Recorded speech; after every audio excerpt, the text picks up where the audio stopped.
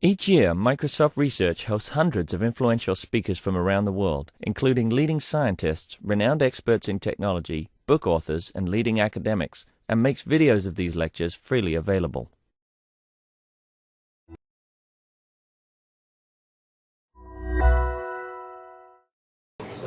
All right, welcome everybody, and thank you so much for showing up in great numbers for our afternoon delight of two different speakers.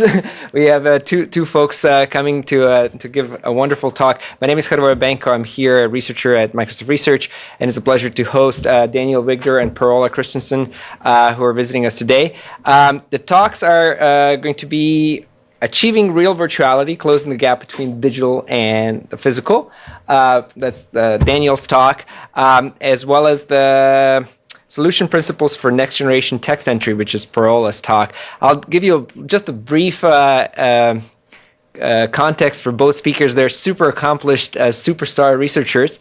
Daniel is a professor at University of Toronto. He also used to be in Microsoft. He was both an architect in the Surface team, as well as he was a researcher here at Microsoft Research for a while, our colleague in our group.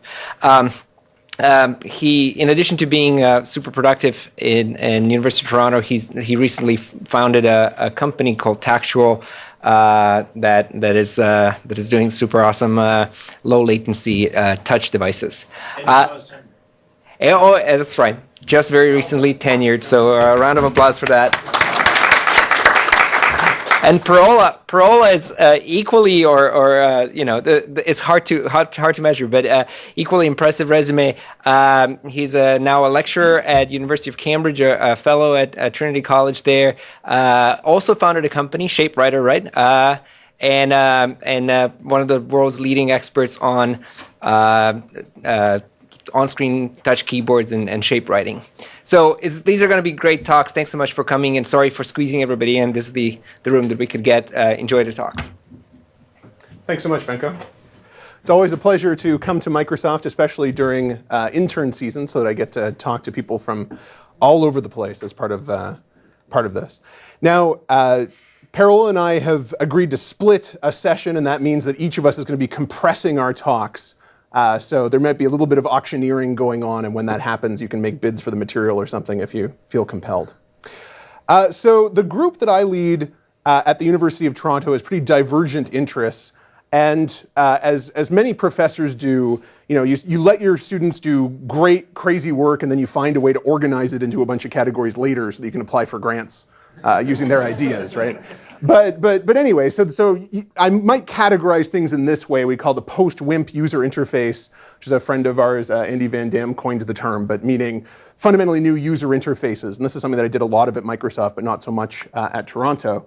And another of the projects I'm not going to be talking about today focuses around digital fabrication. Each of those projects has as its lead PhD students who are here interning at Microsoft, Varun and Haijun this summer, so you can talk to them about those projects, but I won't be talking about it here today. What I want to talk about today is this idea of achieving what we might call real virtuality. So Ivan Sutherland famously described the ultimate display. The ultimate display would, of course, be a room within which the computer can control the existence of matter. A chair displayed in such a room would be good enough to sit in. Handcuffs displayed in such a room would be confining, and a bullet displayed in such a room would be fatal. Now, of course, we don't call this the ultimate display anymore. What do we call it? The holodeck, right? Or lots of other great names that it's gone by. But we want the holodeck. Now, there are a lot of people who are doing some great work, including here at Microsoft Research, to try to achieve this vision. And there are a couple of areas that we've focused in on in the lab. And what we focused in on is, instead of actually trying to rearrange matter, what if instead we could follow the virtual reality approach, where instead you sort of trick the senses into believing that the thing is there, and is that good enough for it to be like you have a rearranged matter? And there's sort of some Descartesian philosophical overtones to this question. But this is the approach that we've been taking. So the idea is, if we can trick the senses, sight, touch, taste, smell, and sound, then we can, in effect, achieve the ultimate display. And tricking them well enough that it feels like reality is the goal of many people. And I've sort of done a little bit of wordplay here, and we've called it real virtuality, which is to say many efforts that have focused in other areas of trying to address these senses have taken a different approach that I'll call the good enough approach, and we're trying to tackle a little bit more hands-on to get to this real feeling of the virtuality. We focused in particular on visual and on the sense of touch, and I'm going to quickly talk about a couple of projects in the area of passive haptics, and then I'll talk about some work in visual feedback. Now, I should say, as part of this 40-minute talk, that I'm going to be presenting the work from I think 11 different Chi and Wist papers, and all of it is on the website. And of course, it should also be said that as a professor, I get to stand up here and take all the credit for this great work. But of course, there are a whole bunch of people whose work I'm going to be showing you today at the University of Toronto, a whole bunch of students and postdocs, and one of my colleagues, Karan Singh. And also be showing you a little bit that was done here at Microsoft by Paul Dietz and Albert Eng, who now have founded another company. And as Benko mentioned, Tactual Labs. I'll talk just a little bit about what we've spun out. So let's talk about real virtuality. You have had this experience. Remember back to when you went to a 3D movie, you put on your 3D, your Real D glasses, you sit in the movie theater, and some object comes slowly flying out to you, say like a fish in water, and it's right in front of your face. And you reach out and you try to touch the fish, and what do you feel? Nothing. You feel disappointment, I guess, is what you feel, right? So instead of feeling disappointment, we want people to feel actual stuff. So there are a couple of projects that we've taken on to try to tackle that, and I'll quickly talk about them, what we call Snake Charmer and Annexing Reality.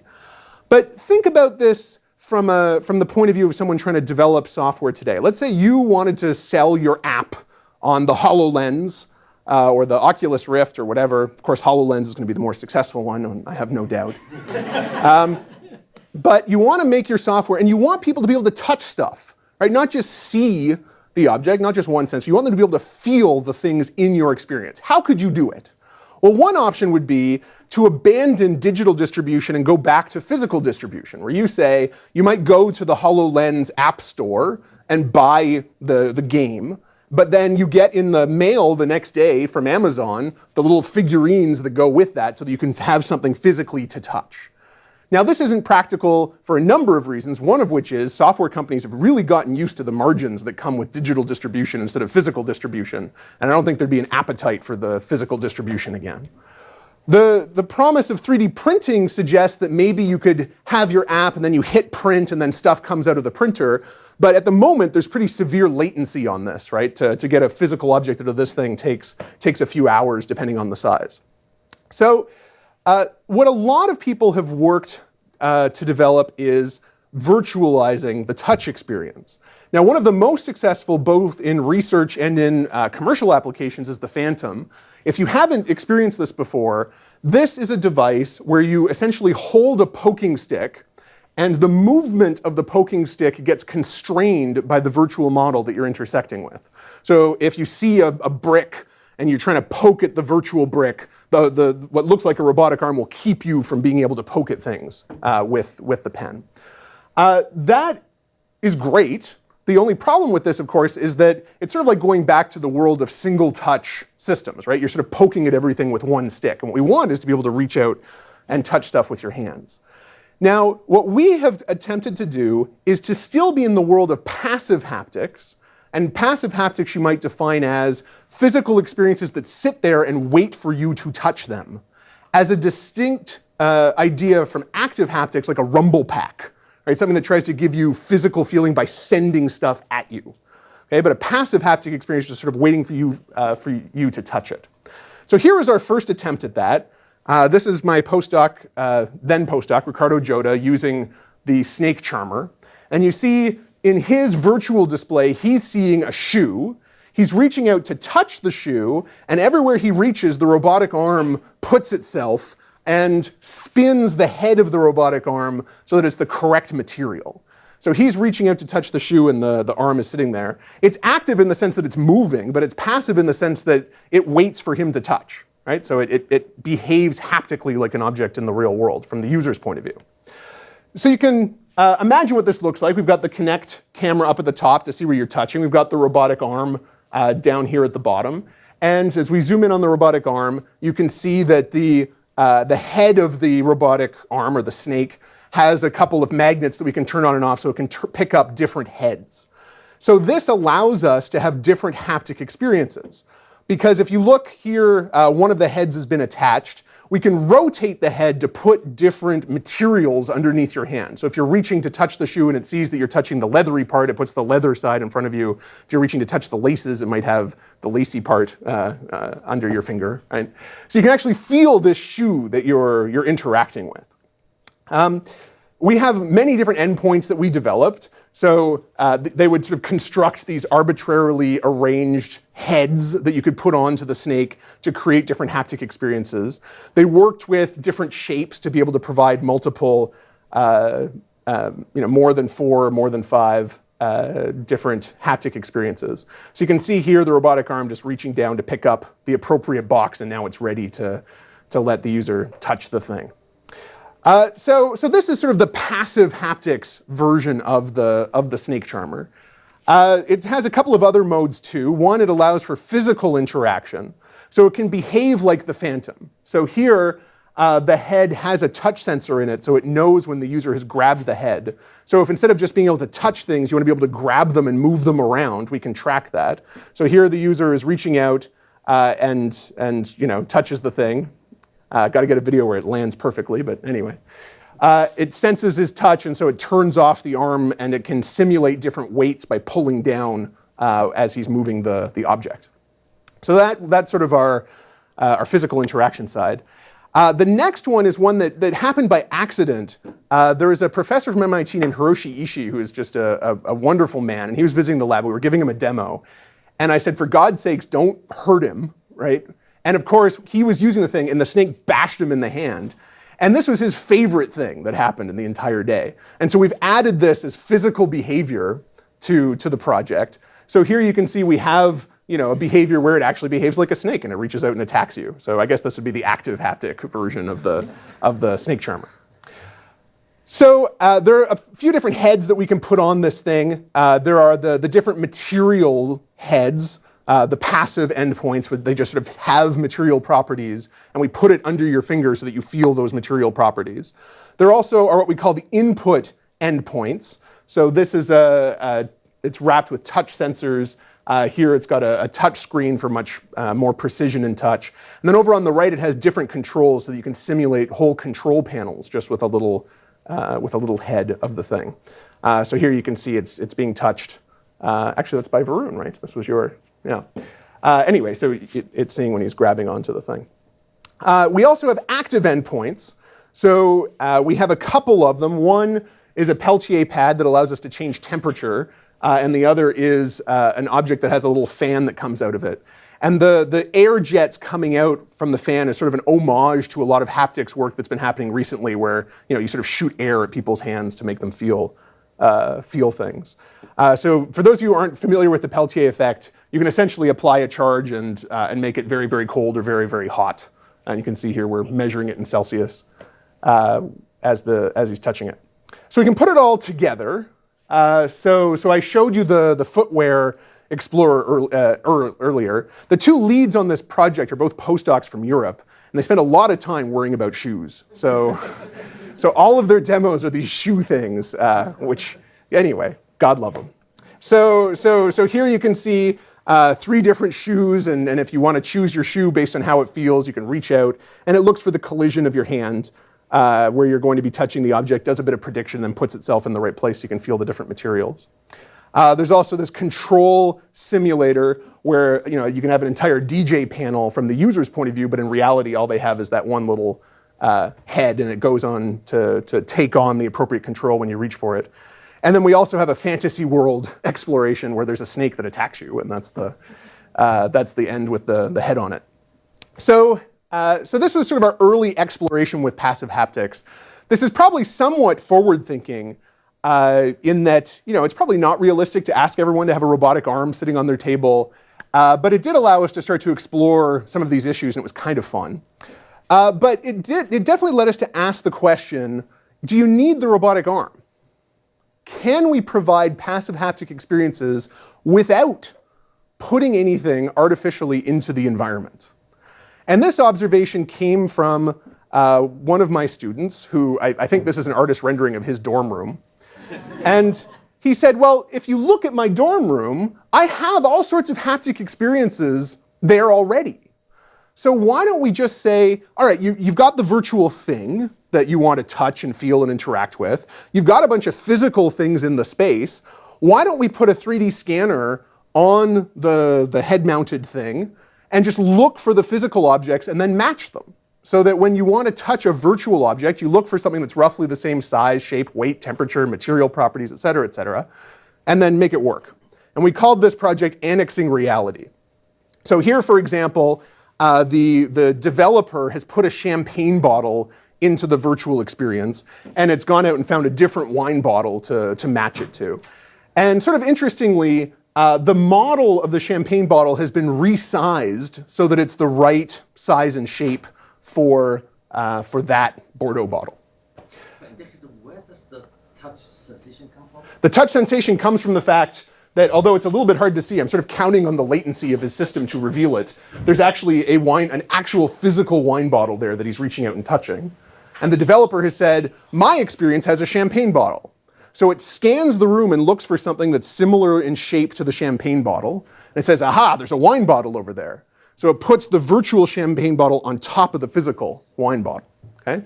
So it's about just opportunistically grabbing haptic experiences and putting them into the virtual environment. Or think about it another way, distorting the virtual stuff to match the actual physical stuff that you have access to. So there are a few different steps to this project. I'm not going to take you through all of it, but just to give you some intuition for how we enabled this. I'll talk mostly about the model generation and the matching, and then I'll sort of wave my hands about tracking and say you should look at the paper.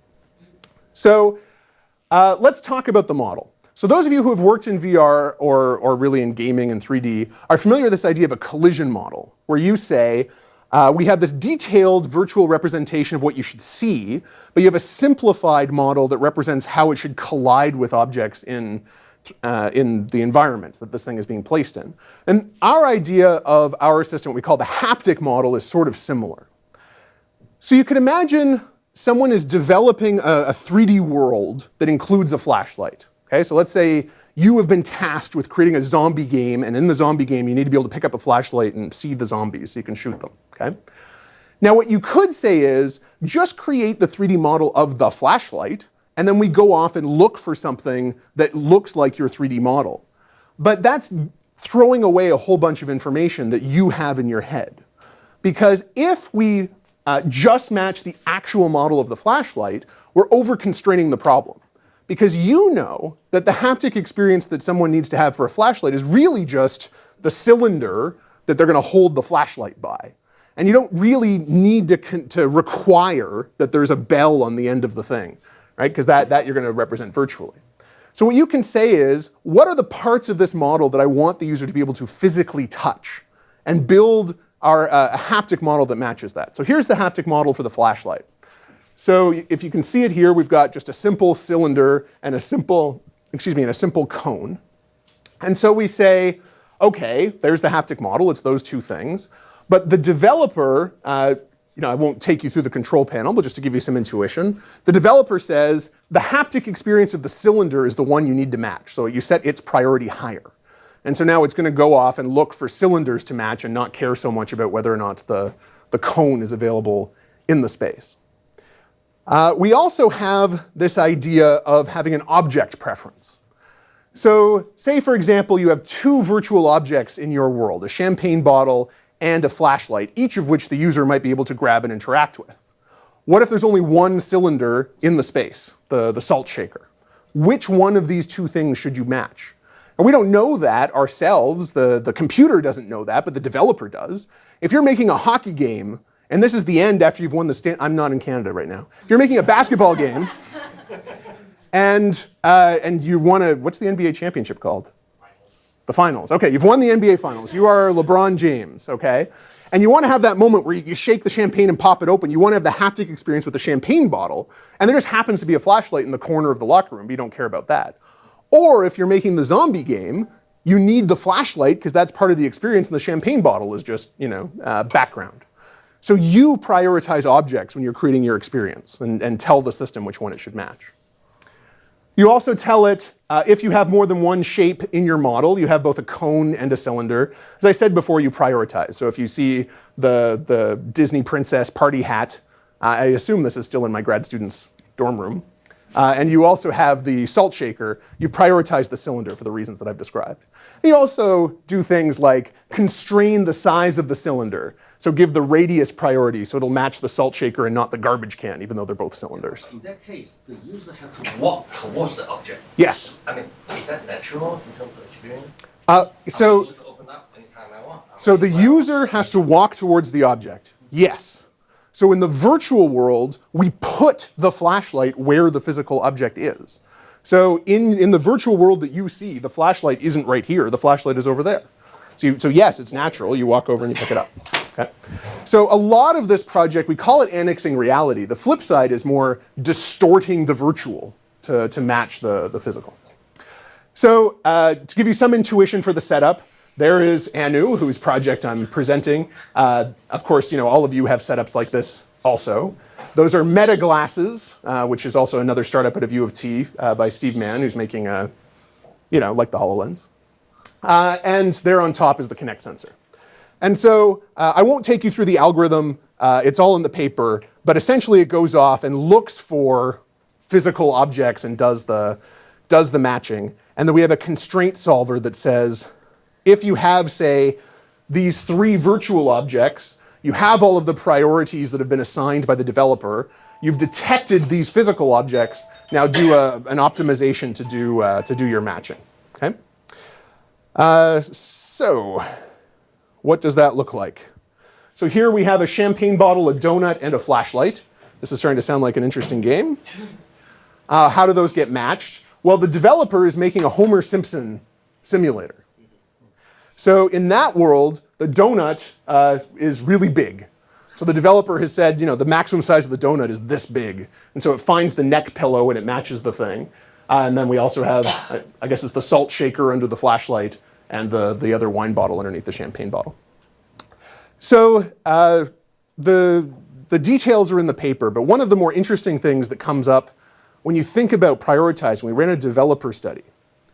And I know that there's a small, well, it might even be a majority of people in this room, of people who went into computer science in the first place because you wanted to make your lightsaber fighting game, right? This is why you started programming. I'm seeing some nodding. Okay, so in our developer study, we had a virtual model of a lightsaber. And we asked the developers to create a model, a haptic model for this lightsaber. And there was an interesting split where some of the developers matched only the handle part of the lightsaber. The hardcore Star Wars people right now are cringing because that has a name, right? But anyway, we'll call it the handle part. So some people just matched that as the haptic object. But some people matched the whole thing all the way out to the end as the haptic object.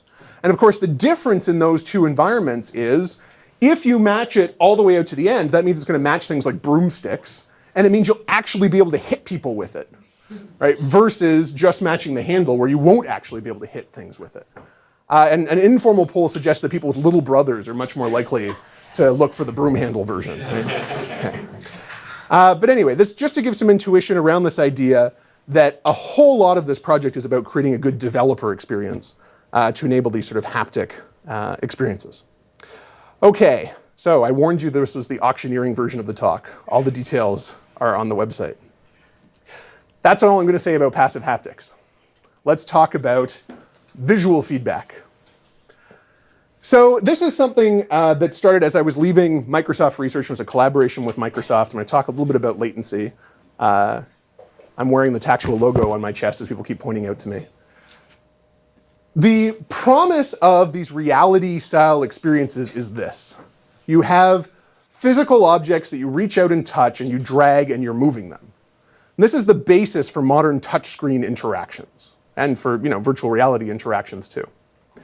I've just talked to you about how can we provide a haptic experience so you can physically feel the thing. Let's talk about visual feedback for a second. This video that I've just shown you, this looks like a touchscreen. What's actually happening is that Ricardo Jota is reaching out and grabbing a block of wood and moving it along on a piece of paper. But that's sort of what you think is happening with your touchscreen. What does the touchscreen actually do? Well, it looks like this. You get latency. And latency is something that has been plaguing interactive computing for a very long time, but it matters a lot more with touch-based interactions. Why? When I was on the Surface team, and when Benko mentioned the Surface team when I was at Microsoft, it's not this Surface, it's this Surface, right? The big table that is more properly called the play table, right? Okay. Sure. We had a piano, a touchscreen piano that someone could play. And we brought in someone who was a pretty decent pianist, and we said, can you play some music for us? And we'll record it, and we'll say, hey, this is the future of piano. And she tried it for maybe 10 seconds and said, I can't play this. And she didn't understand what latency was, but once she was able to explain it to us, latency prevented her from being able to play it like a piano, because a piano doesn't have latency like a touchscreen has latency. So for the musicians in the room, you understand the importance of solving the latency problem. Think also about games. Your performance when you're doing a touchscreen game is dependent on the latency. So if you're using a system that has lower latency, your character is more likely to survive this experience. It's life or death for your character in this game. More importantly, it could also mean life or death for you. There is an increasing trend, I won't name any particular auto manufacturer here, but here's a photo of one. There's an increasing trend of putting touchscreens into cars. My Jeep has one. We measured the latency of this particular manufacturer's touchscreen, and then we computed it as how long does the user spend looking at the screen waiting for the feedback when they type on the screen. And this is what people do. They touch, they wait for the feedback, then they touch the next letter. And it turns out, this is going to be my other Canadian moment, but anyway, we'll talk in metric for a moment. If you're traveling at 110 kilometers an hour, let's call that 65-ish miles an hour, it turns out that every touch, so if you're typing Seattle into your GPS, every touch, you're traveling 10 feet, 3 meters, just during the time the latency is afflicting your screen. So that's not a football field, but it's a pretty decent distance that you're not looking at the road just because of latency. So latency matters. So the question that we tackled with this is, how fast is fast enough? How fast does a system have to be in order for you to perceive it as having no latency at all? So Paul and Albert here at Microsoft built an apparatus, here it is, that used an FPGA and a resistive-based touchscreen that had 1 millisecond of latency, as opposed to the 100 millisecond of latency systems that you interact with every day.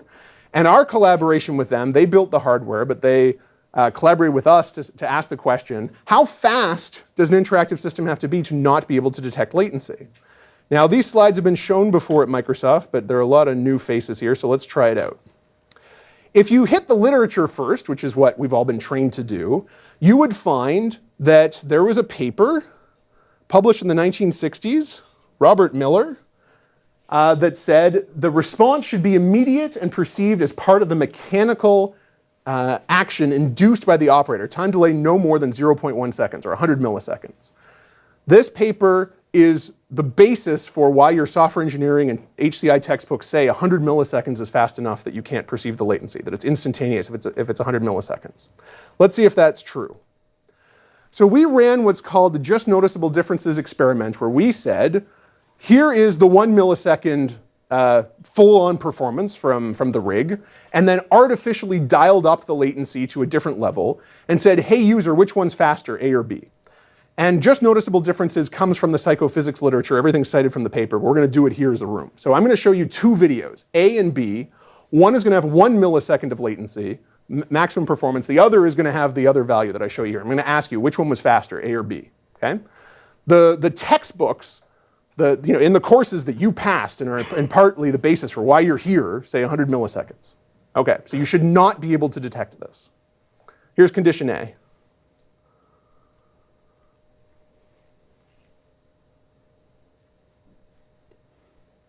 And here's condition B. Who thinks A was faster? Okay. I'm not going to show the whole ladder.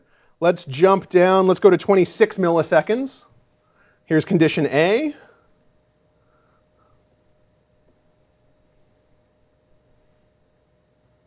Here's condition B. Who thinks A was faster? When I skip, is it always A? I guess we'll find out. Let's go down to 10 milliseconds. So this is an order of magnitude faster than your book says you should be able to detect. Here's condition A.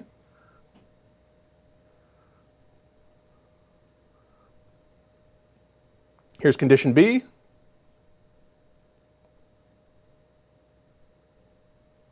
Who thinks A was faster? Who thinks B was faster? B was faster. Okay, let's jump to the last one. 2 milliseconds. Now understand, in the lab, you actually got to touch the thing, right? And you're just watching a video. But let's see if you can do it. 2 milliseconds. Here's condition A.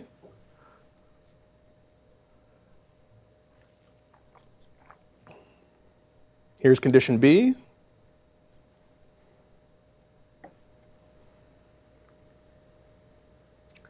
Who thinks A was faster? Who thinks B was faster? Yeah, and everyone, now we're getting the like little hands, right? We can attach a confidence interval to this answer. It was condition B. So it turns out if you run these experiments for different types of input tasks, and here I'm summarizing 3 different papers from Kai and Wist, so if you're really interested, do the homework, but continuing on. For dragging, for the task I just showed you, participants could see as little as 2 milliseconds of latency. And of course, that's comparing to 1 millisecond, which is how fast Albert's and Paul's rig was. We have faster ones now. We haven't rerun the study, but I suspect you'd be able to detect even less. That's for dragging, when you're dragging things around on the screen. But maybe the old study said 100 milliseconds because they weren't dragging things, they were tapping things, like flipping light switches and that sort of thing. So what about for tapping? Okay, here's an entire 10-page paper in 5 seconds. The tapping, it turns out people can detect as little as 24 milliseconds. So there's a difference here. It's still not 100, but it's 24. And this is good news, actually, for people who make cell phones and things, because you can run your touchscreen slower until you detect the finger and then speed it up, so you can save some power. What does it matter for, so that's perception. Can you detect it? Does it actually impact your ability to give input? Does it slow you down when you're typing? Does it slow you down when you're scrolling and so on? So we ran a performance study. And there's actually a rule at the University of Toronto that anytime any of the faculty give a talk, they have to include a Fitz Law task as part of the deck. So this is me checking that box. I'm not going to put the formulation for Fitz Law, but it doesn't count. You're going to talk about Fitz Law, right? No, man. All right. Anyway, so does it impact performance? But this is now that same dragging task, but does it impact how quickly you can perform it if you're trying to put something in a particular place, right? Like scrolling your touch screen. And it turns out that performance is impacted down to 10 milliseconds. Someday, I'm going to get the guts to get the IRB filing done so that we can measure latency's impairment on performance compared to alcohols, so that I can say 50 milliseconds of latency is the same as the legal limit in Washington State. Great opportunity for people who don't have IRBs at companies. Okay, let's talk about this. So how fast is fast enough? 10 milliseconds for performance, 24 for tapping, 2 for dragging. Is that in keeping with the devices that we actually have today? Well, here are a bunch of measurements. This slide is about a year old. So, the devices you'd expect to see at the top aren't there. But modern iPhones and modern iPads are in the mid-60s. So there's still an order of magnitude, more than an order of magnitude off the kinds of performance we need to get to if we really want people to be able to feel it in reality. So what do? Can we achieve this performance? Is it possible for interactive systems to do this? Well, the rig that I showed you before that Albert and Paul built had a sensor that was capable of 1 millisecond of latency. It had no operating system, no software actually at all. It ran as an FPGA, and all it did was project a gray box. And it ran on a display that was running at 16,000 frames per second with 1 frame of latency. So that's amazing performance, but if you remember what it looked like, it was a giant projector coming out of the table, and it drew something like 20 watts of power. And even if you don't know a lot about power, you might guess that 20 watts is too much for a cell phone. Okay? So can we do this? And a key question that we asked was, thinking about the traditional stack where the sensor is 10 to 30 milliseconds, the software stack I'm saying is 25 to 100. That isn't really, there is no real upper bound. I'm sure we've all used applications that are even worse than this. And of course the display is 17 milliseconds because a 60 hertz display refreshes every 17 milliseconds. Can we get to 1 millisecond performance and still have good power consumption, and even more important, I would argue, is still allow people to write software? You think that it's hard to write an iPhone application now, try having to do the whole thing on an FPGA. If you haven't had that pleasure, just trust me, it's harder, okay? Okay, so how do we do this? So the research project at the lab, and now I'm sort of showing half stuff from my lab and half stuff from Tactual that's been spun out to commercialize this, is aiming for 0 milliseconds of latency. And we're doing it by combining 3 things: a new sensor, a new architecture for an operating system, and then just a little bit of prediction, which just, kills me. But we're not making a display controller. So we need someone who makes OLEDs like Samsung or LG, because OLEDs actually can run at 1,000 hertz to do that last bit. We're going to do it with prediction. Okay, so how do we get down to 0 milliseconds of latency? Let's talk about the sensor first. Traditional touch sensors work like this. A row gets energized. I love that word because it sounds like an old Transformers thing, right? A row gets energized, and it receives the signal on each of the columns in parallel. All of them are receiving a signal. When your finger touches one of the columns at that row, the voltage drops. The amount that gets transferred from the row to the column goes down because you're absorbing it. So that's how you know the position on the touchscreen. You know the horizontal coordinate because you know which column dropped, and you know the vertical coordinate because you know which row was turned on at that moment.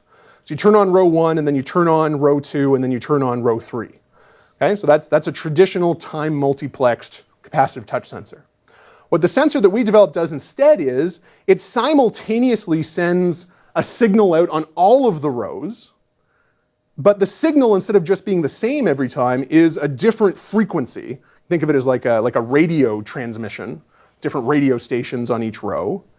And when you touch on one of the columns, now instead of having to wait for it to activate each row, it knows which row you're touching by the fact that it's receiving the signal of a particular frequency. Okay, so it's frequency division multiplexing. Okay. So this is the sensor that was developed at Tactual as distinct from the work that I showed before that Paul and Albert developed here at Microsoft.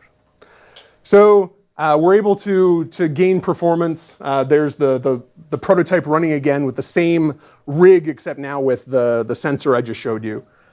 And that sensor is running at 4,000 hertz. So it has microseconds of latency. So that's step 1. And just for fun, I'll mention that that sensor is being commercialized and the chips are available next year. So if you want your touchscreens to have this kind of performance, you can buy the chip. Okay, that's the sensor. What about the operating system architecture? Because we're splitting it, I've got 2 minutes to describe this, which is plenty of time for an operating system discussion. I'm going to show you one technique and to whet your appetite, and then you can dive into the patent portfolio to read the rest. So here's one that was presented at WIST when we first did the project. When you receive the touches from the sensor, we send it into what we call the touch processor. And then the touch processor splits the signal. So we took the rig that was originally developed, as you can see it here, the one I told you about before, but we made a big change to it, as you can see in this picture. Right there, you see it? Okay. So what was added was this Pico projector. And so now what happens is when the user touches the touch surface, the touch input gets sent to 2 places. It gets sent to the computer that's controlling the output of the projector, of the Pico projector, and it's still being sent to the FPGA to do the super high-speed feedback. Okay, so we're splitting the input signal. And to ensure that the information is synchronized, state information from the high-speed system gets sent, from the high latency system, from the computer, gets sent into the low latency system. So for example, it'll say, this is a list and it's going to scroll and it has to scroll this far and this is the bounds of the list, right? It's sort of, these are the basic graphical operations that can get performed when you receive a touch. And then ultimately they get mixed back together in the display. So this was the first very early prototype that did this with 2 projectors. So here's what it looks like. It sort of harkens back to the early days of the Mac. So there's the without acceleration, and then here it is with acceleration. So you see the frame is keeping up with the finger, but the picture ain't.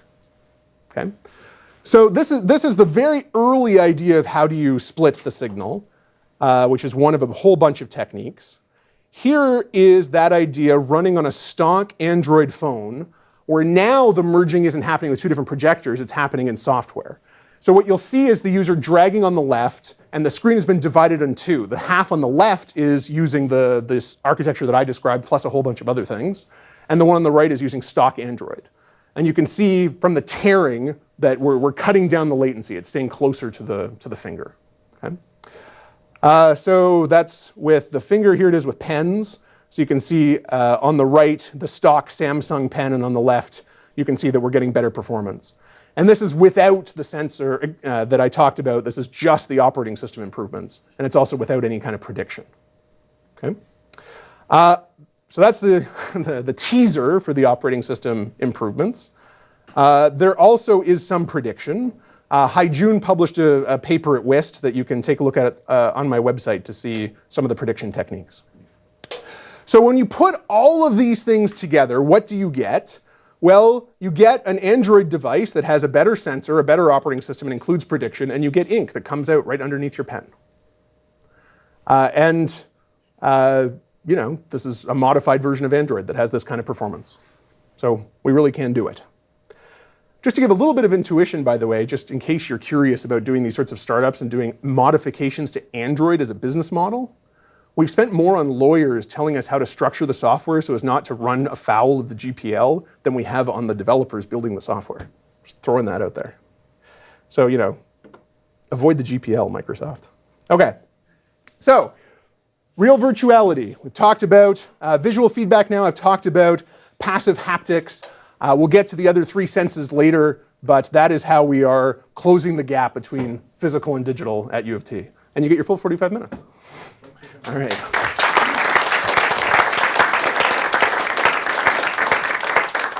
Do you want to come and plug in? I can take a couple of questions while Parola.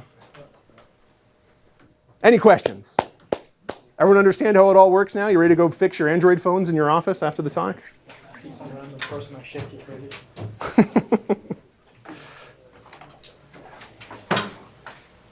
Okay.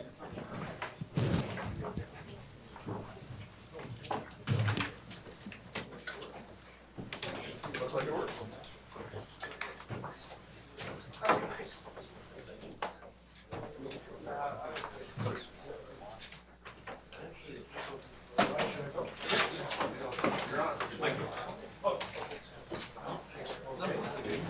Is this thing working or?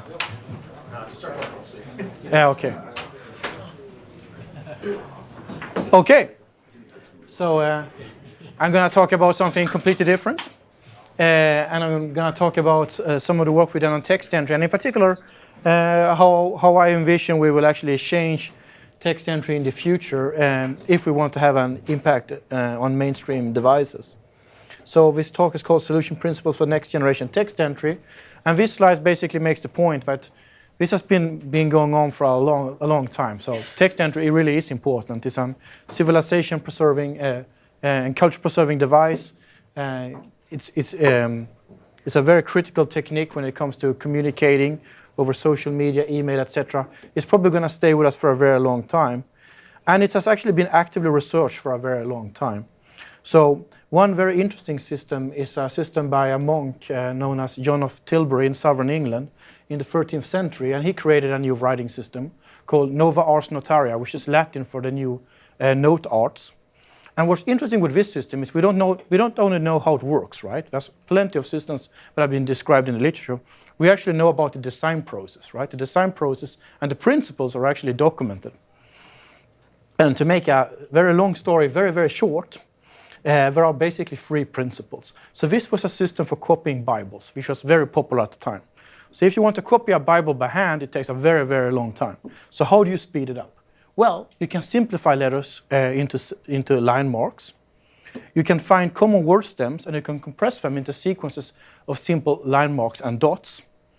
But how do you know which word stems are common and which word stems are occurring less frequently? Well, you do frequency analysis.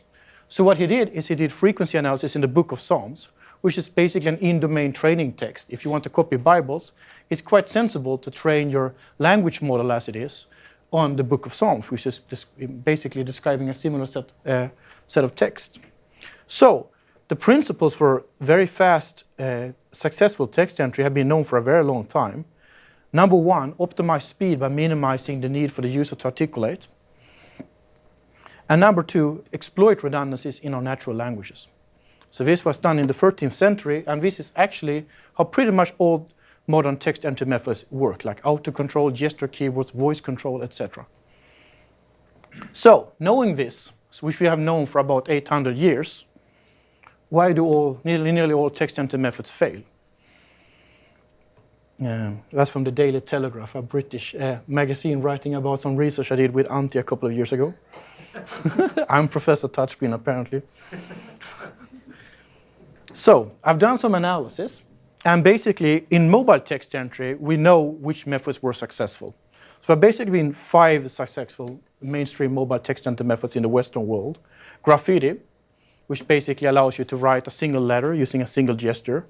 Multi-tap and predictive text on dial pad phones, which nobody uses anymore, but they're widely popular and successful at the time. Touchscreen keywords, which may or may not autocorrect your text. Gesture keywords, I'll talk a little bit about that in a while. It's basically the same as a touchscreen keyboard, except you slide your finger from key to key, and by repeating this motion, it builds up in your motor memory. Once it's in your motor memory, you can quickly recall this gesture from motor memory. And if your gesture keyboard is better implemented than the commercial solutions out there today, you can then quickly write text without paying much attention to the keyboard at all. And finally, physical thumb keywords. I've also identified 22 design dimensions that characterize mobile text entry, and I would spare you the detailed analysis.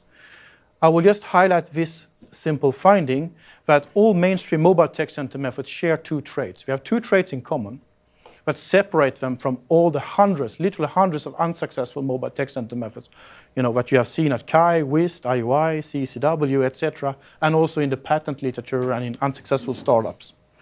Number 1, we have a very high effective entry rate. So successful text entry methods are among the fastest of their generation compared to the commercial alternatives. Second of all, they exhibit high familiarity, which also means by proxy, they also provide high immediate efficacy.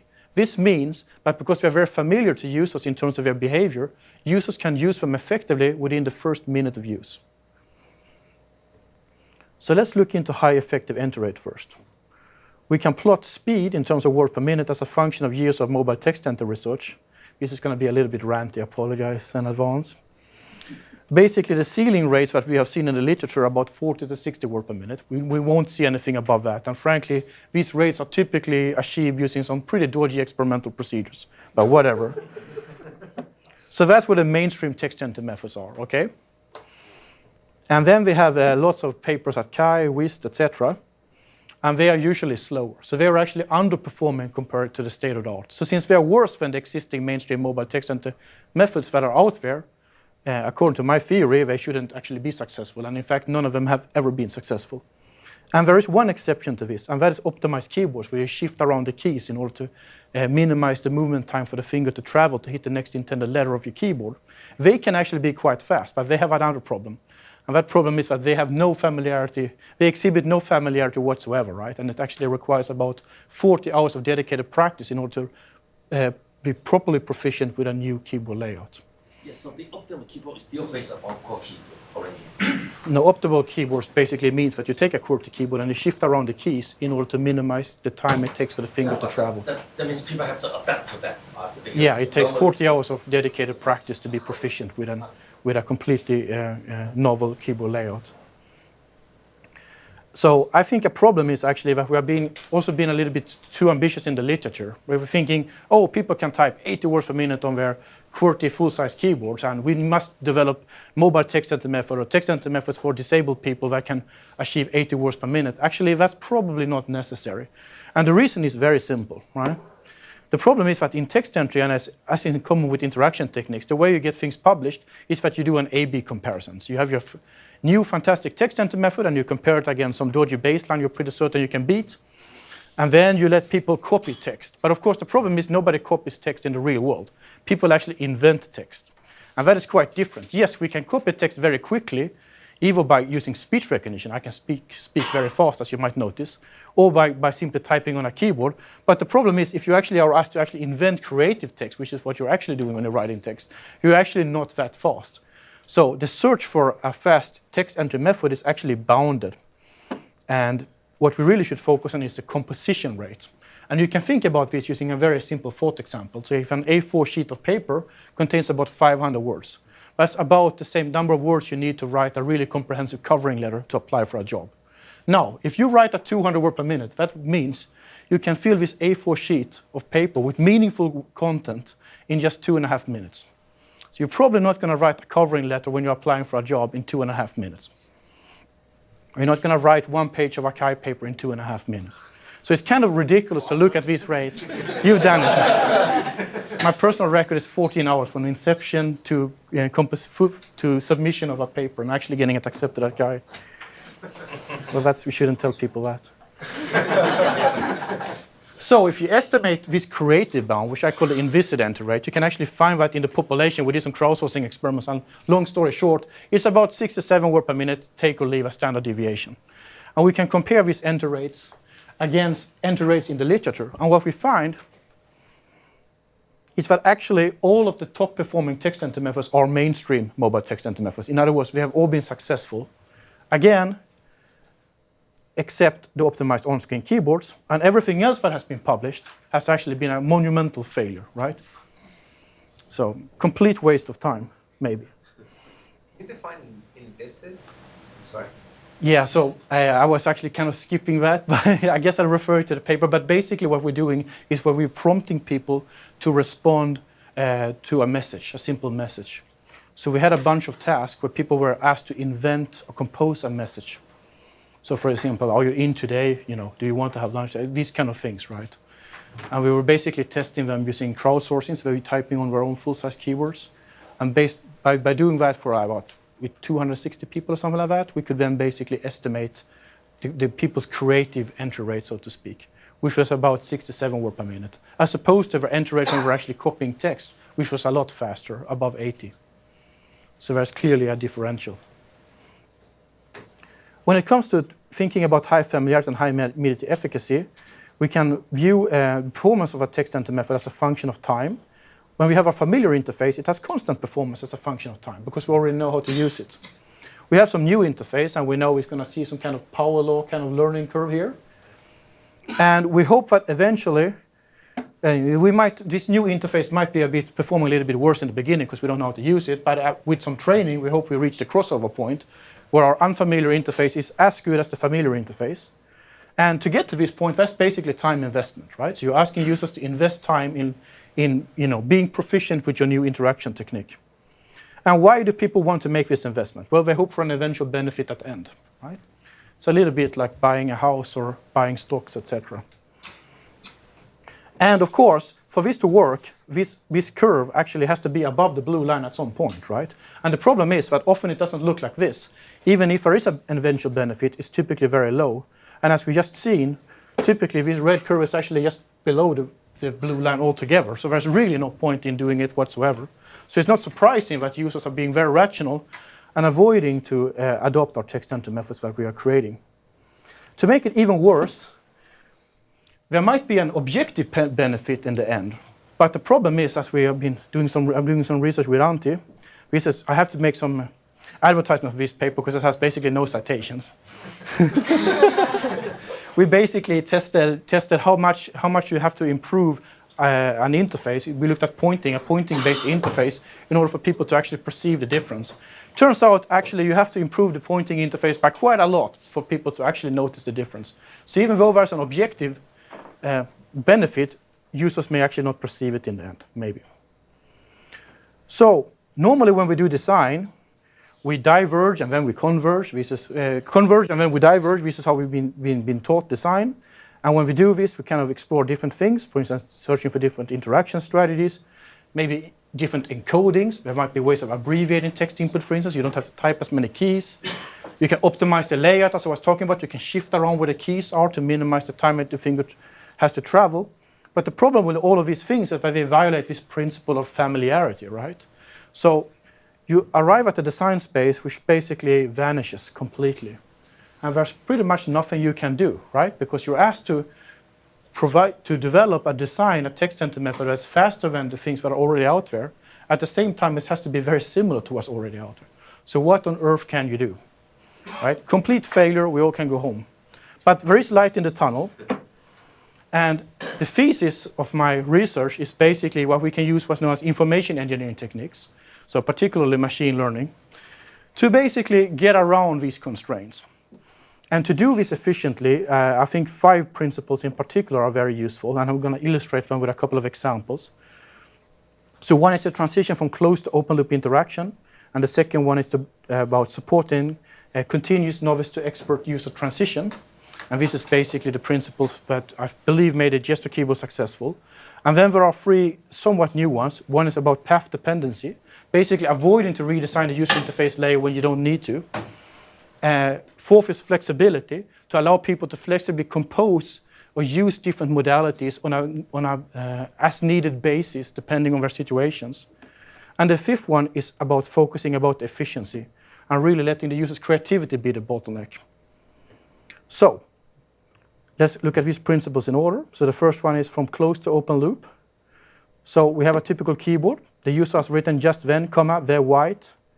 What's the next word?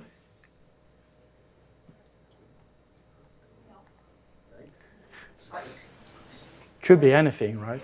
Might be rabbit, depending on the training data.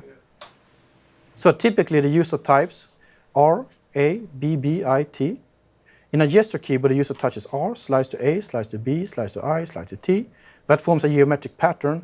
The user then provides a noisy gesture, ideally for motor memory, but in the beginning it's probably going to be closed loop, visually guided interaction.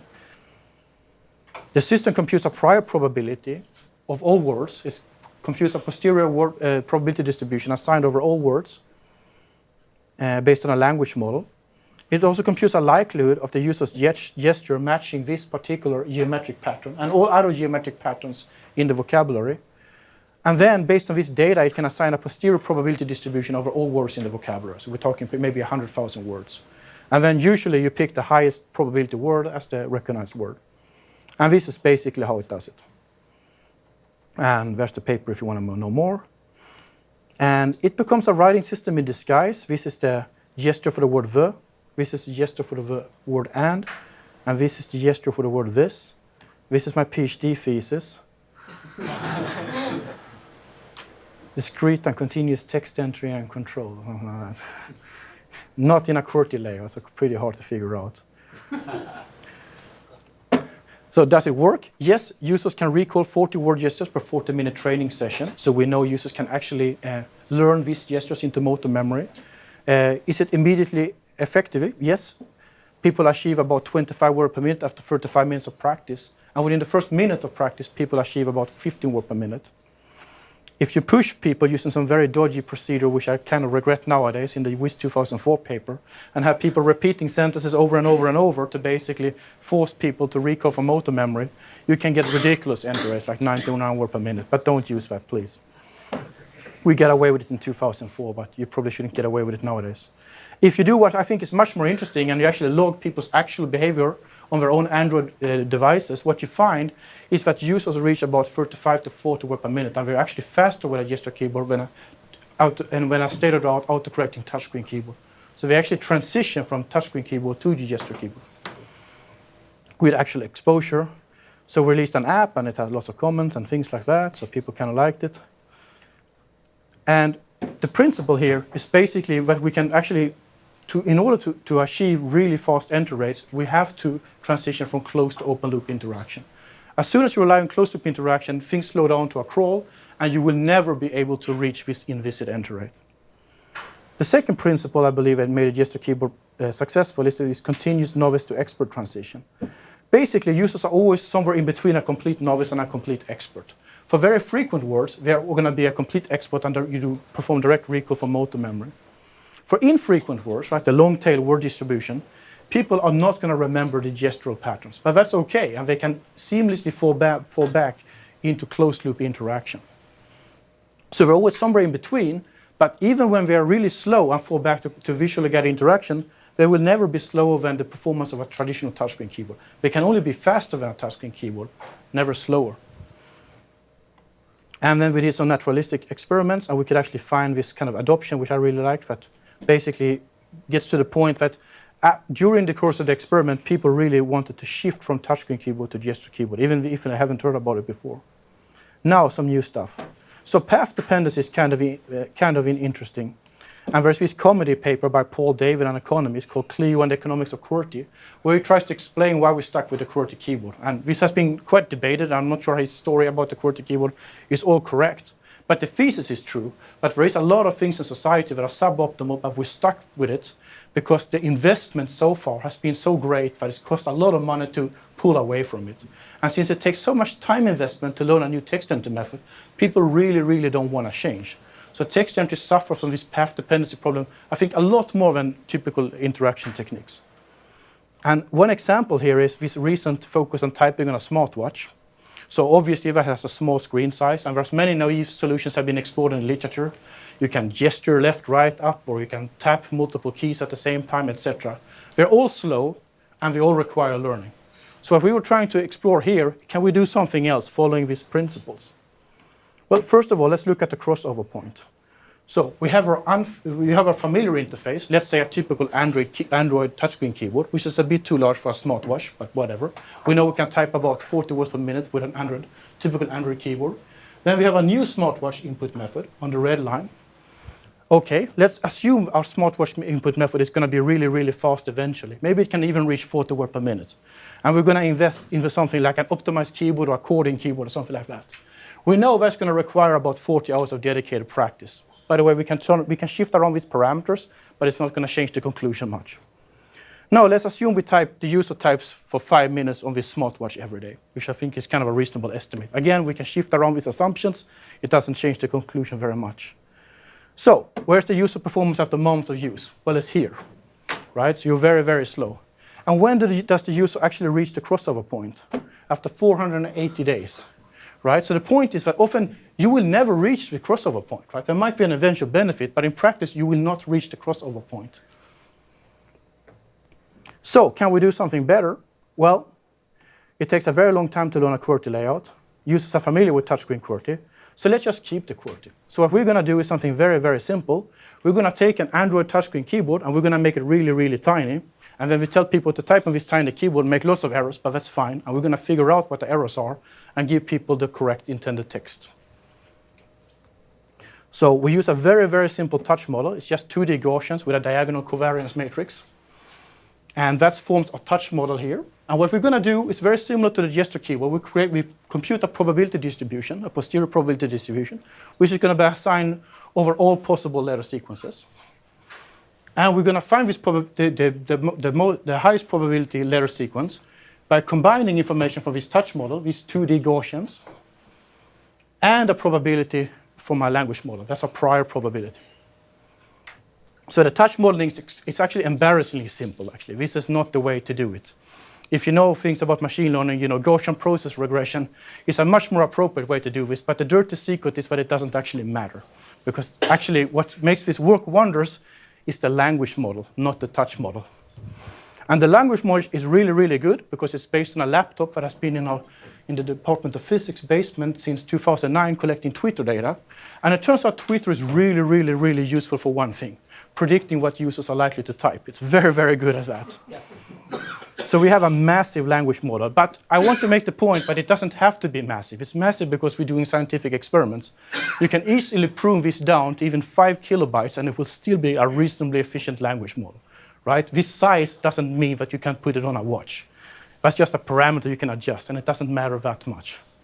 Do you show to the users the letter that you choose? So we actually did a number of experiments, and it turns out that doesn't matter. It doesn't matter if we show intermediate letters, even though most of them are wrong. You can either hide them or show intermediate letters. In the end, it doesn't affect performance whatsoever. So we actually show intermediate letters, even though they're mostly wrong. I'll show you a video in a second. So in practice, do you combine these two language models, letter-based versus the word-based? Yeah. So I'm not showing it here, but once we figured out the word, we actually assess the word on a word with a word-based language model afterwards. That would depend on the language, right? You're talking about English only, right? If you're talking about different language, maybe... Yeah, this is only for English. I guess I don't have enough time. I actually am quite familiar with Chinese and Japanese text entry as well, but I don't think we have time to go through. But you ask me after the talk, and I can explain how you could do it for Chinese or Japanese. So let's figure out how to decode this. We have 3 observations here, so 3 touch points. So we're going to use token passing, which is a very efficient thing to do when it comes to searching for the best hypothesis. And if you're interested in token passing with beam search, you can actually pick up AI, a modern artificial intelligence, a modern approach by Russell and Norvig, and look up the chapter on beam pruning, and it's pretty much this, okay? So we generate tokens. These tokens are going to spawn other tokens. So we generate tokens for observation 1, and these tokens are going to spawn tokens that have particular hypotheses about this observation. So since we're near the F key, it seems quite sensible to spawn a token that has an hypothesis for the letter F. And we're going to do that for all keys on the keyboard. And we're also going to have what's known as an epsilon hypothesis, which means actually we don't think there was a letter inputted at this step, right? So we just ignore the observation. That literally means delete the observation. Then we're also going to believe in a world where the user actually intended to input 2 letters, right, rather than 1. So we're going to insert observations. So that means this token is also going to spawn tokens here that generate A to Z. And this can go on forever, so it's an infinite search space. These tokens here in observation 2 are going to generate other hypotheses for observation 3, etc. And after a while, these tokens have no more observations to consume, right? So they are done. And then, since they carry this hypothesis through, like if we go here from G to O to D, we have a hypothesis for the word God. And there's going to be another token, which is going to generate G, O, staying here, inserting an O, and then generating a D. Then there are no more observations consumed, and it's going to guess the word good. And the way to keep it finite is to use beam pruning, which basically means we do not generate tokens that have a very low probability, because there seems no point in generating one. We are very unlikely to represent our hypothesis. Does it work? Well, we did a number of experiments, but I only want to show one experiment here, the results of one experiment here. So we basically tested 3 different sizes. And here you see entry rate as a function of size, and you can see that we are way faster than any other smartwatch text input method. So it's about 40 words per minute, right? And this is we're talking 40 words per minute within the first minutes of use, right? So there's 0 training whatsoever. Of course, can we actually decode what users are intended to type? That's another question. And usually we say that if the character error rate is below 5%, we think it's an acceptable performance. So we're pretty much there for the normal and the small size keyboard, which is representing a somewhat big smartwatch. But for the tiny keyboard, users actually needed some practice. But if you let users practice more, this character error rate will go down. But that actually does require some active user learning. So the main message here is sometimes it's not necessary to redesign the user interface layer. We're very quick to do that.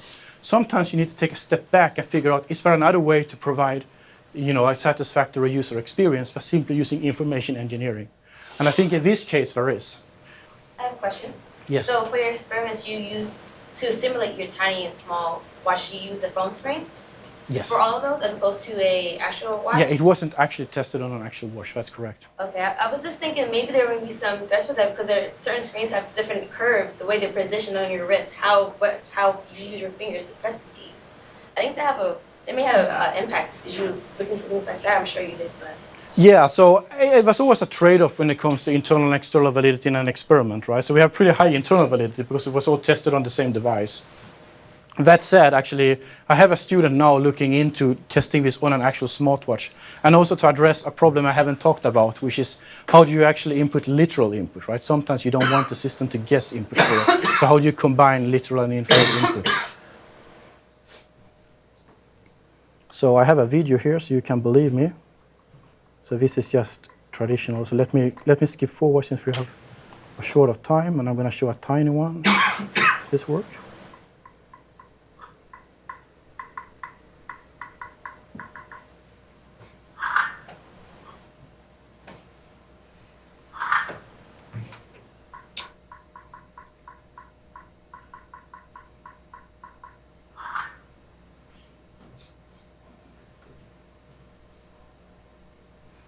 So now we're talking a tiny keyboard.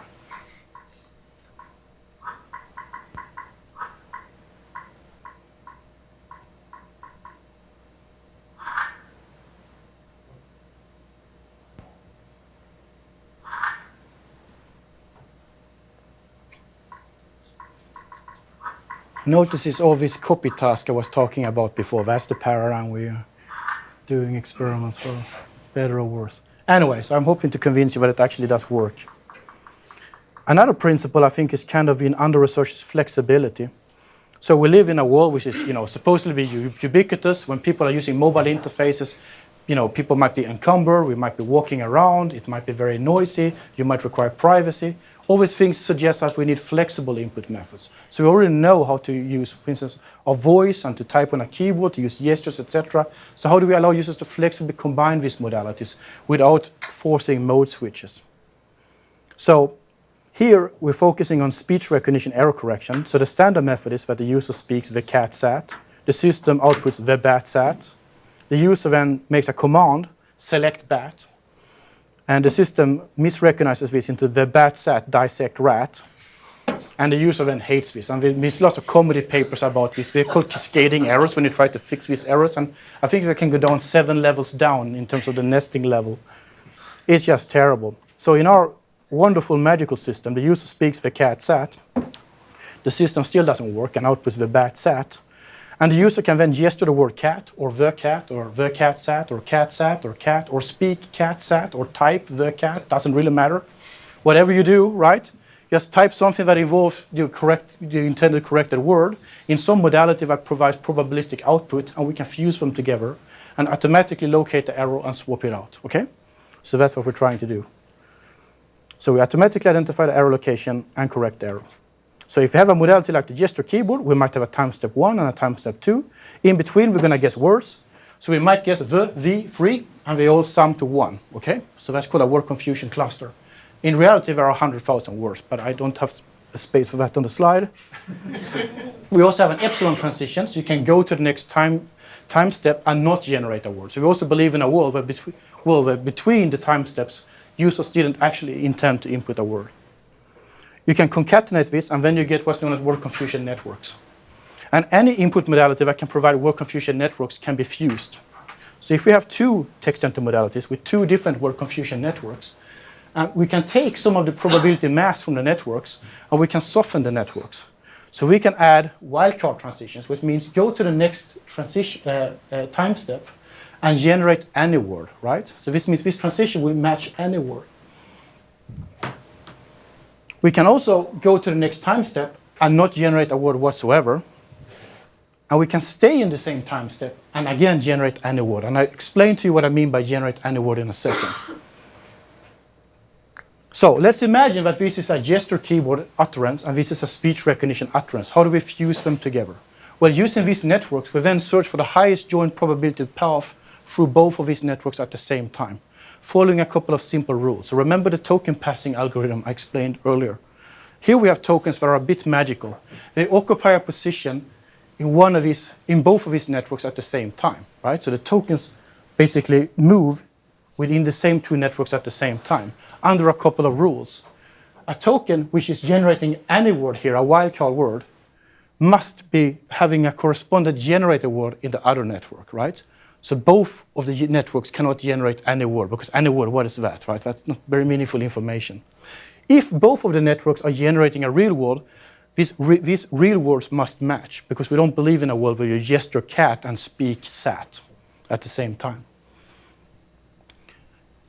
And based on that and some simple token passing search, we then find the highest joint probability path through both of these networks at the same time.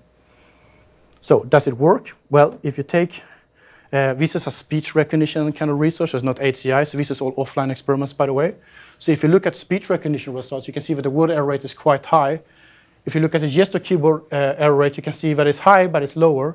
And if you fuse them both together, you can see that there's a substantial reduction in word error rate. So these were done using data collected by people being mobile outdoors on a windy day, so quite harsh conditions. If you find errors, if you find speech recognition errors, and you actually cut out the gesture keyboard word that will correct the speech recognition error, you will find that the system will be able to locate the error, swap it out, and lower the word error rate from 48.5 to 28.8% word error rate, absolute. Which is quite impressive. But it also means, while we can do this in practice, sometimes it's not robust enough for actual deployment. Nevertheless, it doesn't stop me from showing a video that actually shows it working for speech-only correction.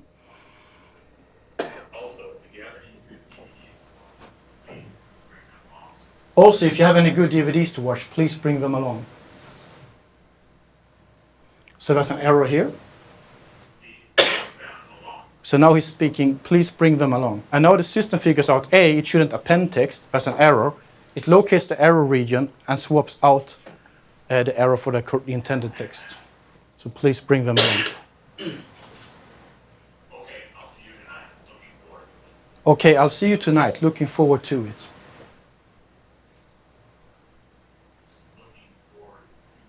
So he's hyper-articulating that actually doesn't help him at all. Looking forward to it. It realized there's an error, it found the error, and it swapped it out.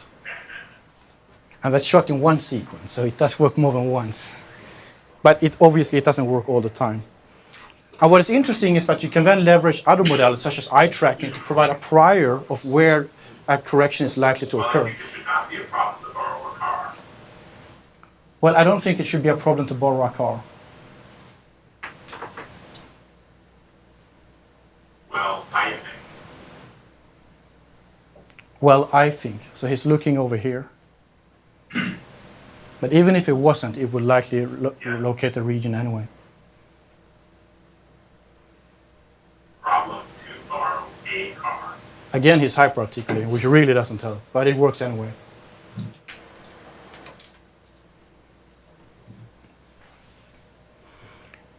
And the beauty of this technique is that it basically works regardless of modality, right? So as long as you can output word confusion networks, it can be an autocorrecting keyboard, a physical keyboard with an autocorrect model, gesture keyboard, speech, handwriting, whatever you have, you can fuse these together, right? Of course, we need some additional work on how to actually do this fusion a little bit more accurately, but I think it's a very, very promising avenue for dramatically improving text enter performance without forcing users to relearn how to write.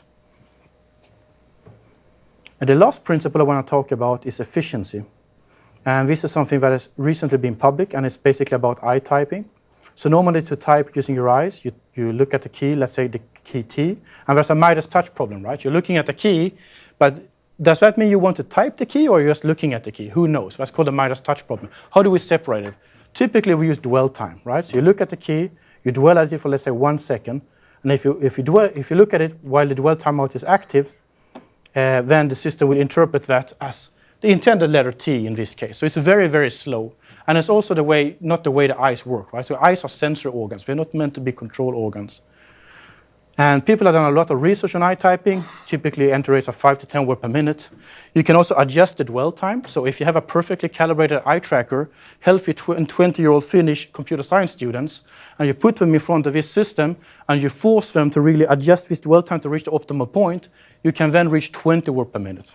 So that's the absolute maximum we can get out of eye typing. And I cannot personally do it, actually. I've tried many times, but I'm unable to do it myself. And there's also another technique I won't mention really much, but it's called Dasher, and the enter rate is about 12 to 14 words per minute, unless you're the inventor of Dasher, who's a genius, and he can allegedly, achieve 26 words per minute. So can we do something better? Well, the idea here is very simple. You look at the keys, somewhat near the keys, and then you look at the text area, and we will decode the entire utterance, and we will figure out the text and output, let's say, the cat, right? So no dwell timeout whatsoever. You can look at other keys as well, that's fine, don't worry. Just ensure that you look at the key, it lights up, you look at the next key, etc. You look at the text area. Other keys might light up in the process as well, that's totally fine. You look at the text area, we will automatically decode the sequence and figure out the intended text. A little bit like speech recognition. So, does this work? Well, we did a human performance estimate of dwell-free eye typing. So we recorded 400 minutes of eye trace data, and we asked people to copy text. And if you look at the enter rate as a function of session time, sessions were 10 minutes long, and there were 2-minute break in between the sessions, so this is the raw data. So the eye typing data for each individual participant.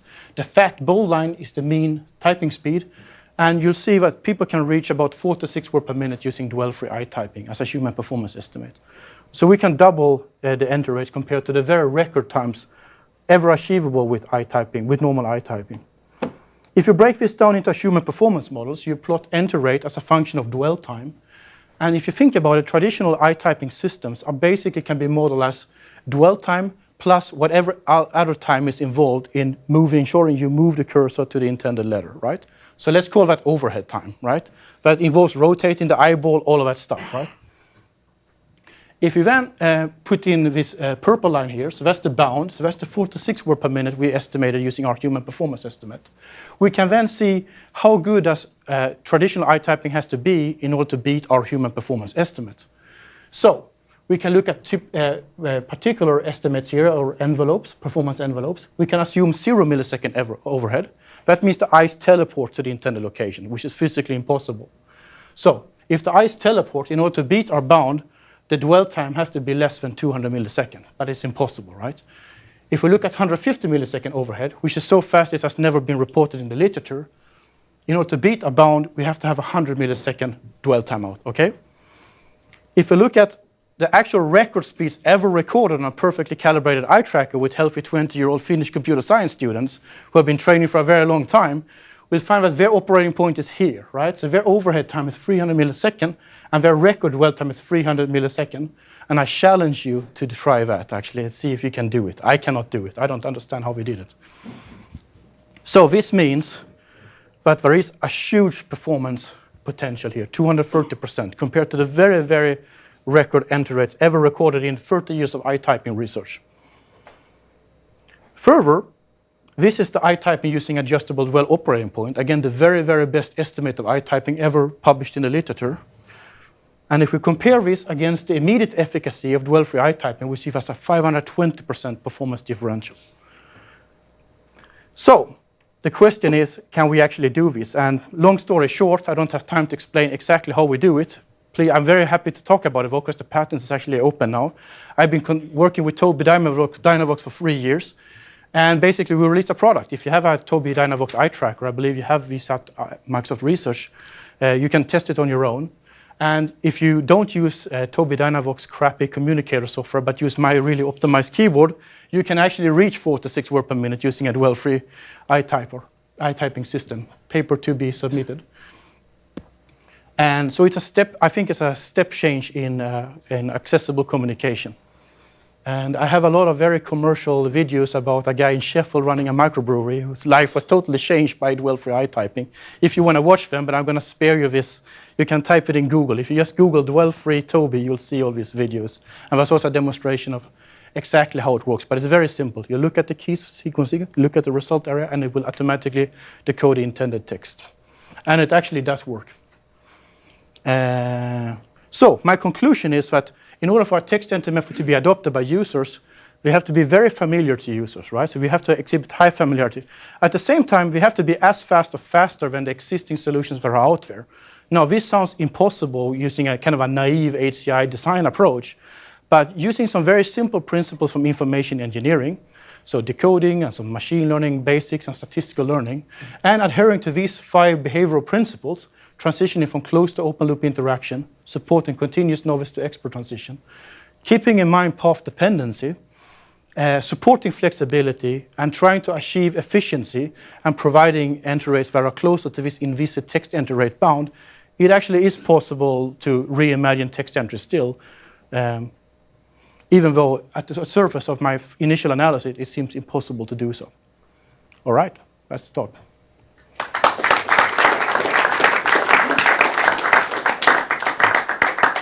Swift keyboard is related to this finding? Yeah. So me and Shumin Jai co-invented the gesture keyboard in 2001 even, right? But then we sold the company to Nuance in 2010, and then it got cross-licensed everywhere. So there are many different ways, like gesture typing is the same thing. Yeah, they have both, right? Both, touching and Samsung keyboard, it's like all kinds of names. But they all kind of crappy, actually, unfortunately. compared to what they come They are not as good as the initial 2004 paper. That's very surprising, actually. It still has the best performance. Very surprising to me, but whatever. Finnish computer science students involved in that. I'm sorry. Question about fatigue with the eye typing. So I can type on my QWERTY keyboard for hours without getting tired, as you, I guess, once did for 14 hours writing your Pi paper. For the dwell-free gaze typing, even if people can kind of reach that theoretical maximum of 40-something words per minute, do you have a sense for how long they can actually sustain that without the eyes becoming fatigued? That's a great question. So when we run, to reach these ridiculous enter rates, I mean, you have to be quite clever. So what we ran, this is why I ran 10-minute sessions with 2-minute breaks in between, because that's the optimal point actually for achieving maximal eye tracking performance. So if you're an actual disabled user, a more realistic enter rate is between 20 and 24 words per minute. This is actually what Tobii Dynavox have measured with people, their customers actually using the product in the field. But I think dwell-free eye typing is really, really good though, because it reduces the stress level significantly, it seems like, compared to dwell-based eye typing. Because dwell-based eye typing is very stressful, right? Because you have to adhere to the dwell timeout, right? If you break that, it gets very confusing. And second of all, it breaks your flow of thinking, because you worry so much about the dwell timeout rather than worrying about typing out a word. So it's more fluid, right, to use an HCI term. So, but is it cumbersome to use an eye tracker? Yes. Would I use an eye tracker to write? No. But if you're severely motor disabled because you were in a traffic accident and have no other option, yeah, I think I would prefer dwell-free eye typing to anything else. So I hope that answers the question. But yeah, it's very stressful. And it would be interesting actually to research ways of calming the interface even further. Words being delimited in the dwell-free typing, are you delimiting with space key? Nope. It's all based on looking at the text entry. You can write 1 sentence, 2 sentences, 1 word, 2 characters. Doesn't matter. Of course, if you write 3 sentences and they are very, very original, we may not be able to decode it, but most of the time we can find out what you're trying to write. That's actually one key strategy here, which was also in the original ATRA paper we published. But basically, it shouldn't be word-based, right? We don't want word delimiters. It should be completely fluid. And words out of dictionary? Well, we have actually an open vocabulary model as well, so we can, well, though it's not perfect, we might actually be able to decode a word that is not in the dictionary. And if it's not in the dictionary, we can prompt people and they can add it to the dictionary. I guess one thing is... So that's a great feature in this thing, which I didn't mention actually. So that is, we can actually seamlessly switch between dwell-free eye typing and standard eye typing, though it's not in the product, annoyingly enough. It will be in version 2, however. Basically, if you gaze at the key long enough, right? So as soon as you gaze, it starts to light up slightly. If you keep gazing for about a second, that's a parameter, it will flash red. And what that means is that it will nail that probability to 1. So you can actually configure. So in the search, it will never flip that letter, right? So you can basically very quickly, for instance, articulate, let's say CAMB, and then fixate RIDGAE. And that means that it's very likely to find the word Cambridge, for instance. Or you can nail every letter, right? You can fixate every letter. For instance, if it's a password or if it's a given name or something that is not in the vocabulary. Though I have to say, Twitter is very good at picking up on all kinds of original kind of words that are coming up, actually. A bigger problem is actually filtering out all of these original words in the vocabulary. Another question about errors and error correction with the gaze typing. So with the estimates you're giving for the dwell-free, does that include going back to correct errors? So I've gazed several sentences in a row, and then I look up, and then I see them rendered, but now there's mistakes. Excellent question, because every time you have to engage in error correction, of course, enter rate slow down a lot, right? So no, it's basically uncorrected word per minute. I see. But uncorrected word per minute where the character error rate is tolerable, right? Below a parameter value, let's say 5% character error value. Oh, thank you. And there's actually some interesting, actually that is something that I haven't mentioned in this talk, but that is the other way to speed up text entry dramatically, is to support error correction in a much more sensible way. Yes. And we've actually done some research for like many years ago, in 2009, I believe, in a system called Parakeet, where we could show that a simple touchscreen interface that showed the next best hypothesis in a mobile speech recognizer could dramatically improve enter rates, actually, in the presence of high word error rates. So even if the word error rate was about 40%, you can still achieve 15 word per minute, corrected word per minute, using a sensible error correction interface. So that's actually a very, very important thing. Like number one is the bit pipe, like how to shove the maximum number of bits as quickly as possible from the user's brain to the computer. That's step one. Step two is if we get it wrong, right, how do you actually allow users to correct the errors? So this may be a future work-based question, and maybe to blend multiple projects going together. So I asked earlier about like that, the band, or maybe other smartwatches and devices. And you mentioned earlier about how your eye gaze, or maybe not using it for certain, the dwelling, because it can be a strain. However, when you're looking at the devices and they have very length screens and varied sizes, would you ever consider maybe using eye gazing for typing on a smaller screen such as the watch? Because they're different sizes and they're maybe yeah, it's an interesting idea. I mean, I wouldn't. The letters be spaced out differently, right? Yeah. So these are things you have to worry about.